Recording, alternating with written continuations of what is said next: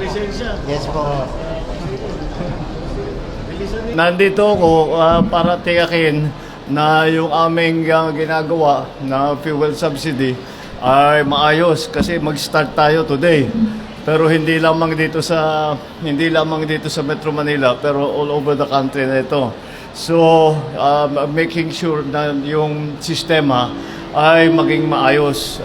So we are now providing 10,000 subsidy for each bus unit. So with the cooperation, ako malakas ang loob ko sabihin na pagka basta't nagtutulungan tayo, yung private sector at saka yung kayong mga operator at saka kami in government, sana maging hindi na umala yung pakiramdam ng ating riding public. Yun naman yun ang ating mga siniservisyohan.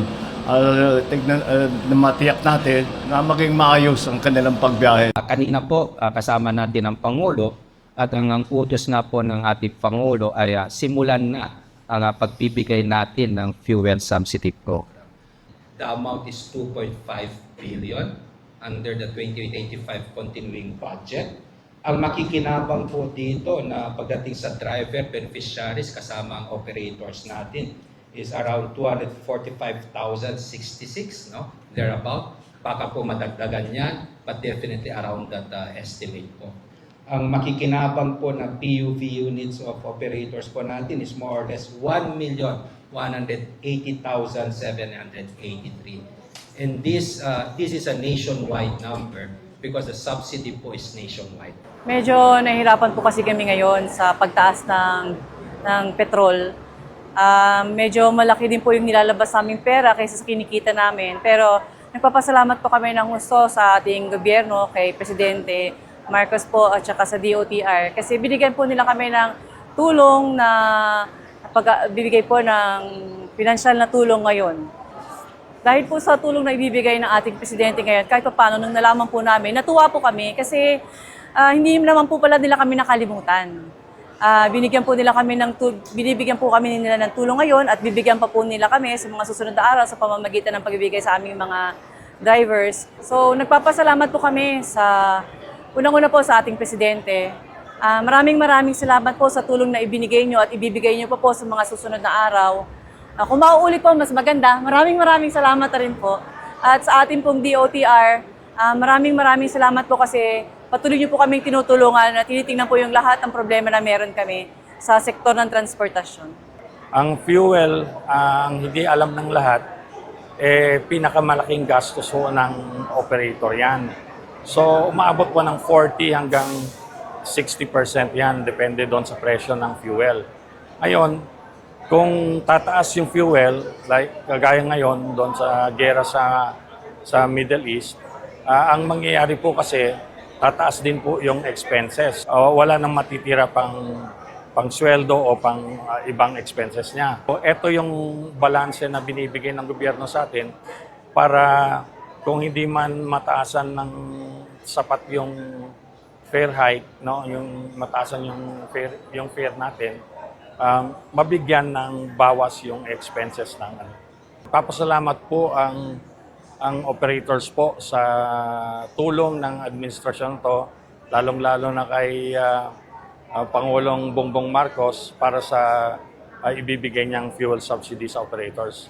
Malaking tulong po ito at sana ulitin po natin, Mr. President. Before, ang pinaka-major expense lang namin is yung mechanical parts. But right now, with the war sa Middle East, tumaas ang aming expenses, especially when it comes to the fuel prices, no? Before, ang fuel prices natin, nasa mga 35% lang na expense namin. Pero ngayon, umaabot na kami na 70 to 80% na expenses. Malaking tulong to, no? Hindi naman ganun kalaki yan, pero substantial ito para makapagpatuloy ka magbigay ng serbisyo. Kasi kami nabigyan ng prangkisa ng LTFRB, kami ay mayroong commitment sa publiko na makapagbigay ng serbisyo sa kanila.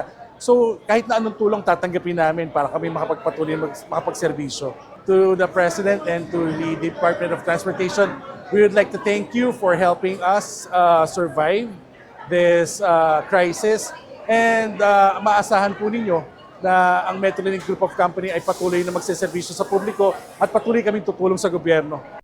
Magandang umaga sa inyo, ito pala yung ating mga bus operator. Nandito ako para tiyakin na yung aming ginagawa na fuel subsidy ay maayos kasi mag-start tayo today. Pero hindi lamang dito sa Metro Manila, pero all over the country na ito. So, making sure na yung sistema ay maging maayos. So we are now providing 10,000 subsidy for each bus unit. Tapos yung method of payment, lahat ng klaseng method of payment pwede. We can do it via digital payment o mga GCash. You can go to the ATM. May mga card naman na may hawak naman, may card naman yung mga driver natin, at saka lahat ng operator nag-issue ng card. Pwedeng gamitin yon. Meron pa ring iilan na talagang gusto nila, ayaw nilang gawing digital. Kaya meron pa, pwedeng mag-issue ng cheque. At kung talagang kahit cash, pwede pa rin. Pero siguro, mas maginhawa, it's easier, it's more practical. Pag as much as possible, ang gagawin natin ay digital payment. So, we are, tulungan nyo naman kami para yung mga ating riding public ay hindi masyadong mahirapan unang-una at hindi sila masyadong mabigatan sa pamasahe dahil nga alam naman natin kung ano yung pangyayari. Nagbabago yung presyo ng langis all over the world. Kaya ito ang response ng pamahalaan. And of course, we are always in need of assistance and support and cooperation with the operators, with the drivers, yung buong sistema. So this is what we are doing here now. We are having the briefing now from the OTR. Tinignan namin ang mga facilities. So far, mukha namang maayos. So let's just keep the system going. Tignan natin how it works. Kung merong maging problema o kung merong sa palagay ninyo maging mas magandang sistema or to make it easier, make it faster, make it more convenient for you, for the riding public, sabihan nyo kami. And kung palagay namin, kaya namin gawin para pagandahin pa ang sistema, please tell us. Dahil ang gusto natin is as convenient as possible, as easy as possible, at as quick, yung mabilis as possible. Dahil araw-araw nagbabago, kaya kailangan makapag-respond din kami. So, with the cooperation, ako malakas ang loob ko sabihin na pagka basta't nagtutulungan tayo, yung private sector at saka yung kayong mga operator at saka kami in government, sana maging hindi na wala yung pakiramdam ng ating riding public. Yun ang ating mga siniservisyohan. Matiyak natin na maging maayos ang kanilang pagbiyahe. So, thank you all for being part of the solution at patuloy natin gagawin ito hanggat kailangan. Maraming salamat. Good morning sa inyo lahat. Mr. President, ayan na po yung manager's check nila. We issued na po. Opo. So, they want that.